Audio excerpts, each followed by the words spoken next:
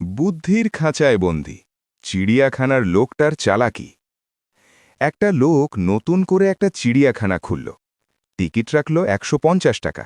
কেউ এলো না। ভাবল দাম বেশি, তাই নামিয়ে দিল ১০০ টাকা। তবুও কেউ না। আরও কমিয়ে ৫০ টাকা। তাও শুনশান। শেষমেশ দিল ৫ টাকার টিকিট। তারপরেও পাত্তা নেই।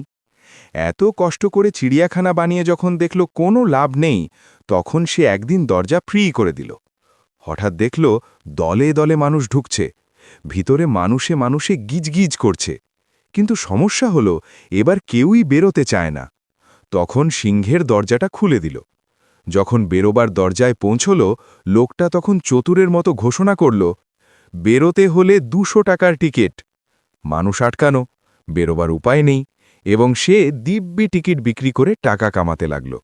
শেষে প্রবাদটা আবার সত্যি হল, কিছু জিনিস জোর করে নয়, বুদ্ধি করে আদায় করতে হয়।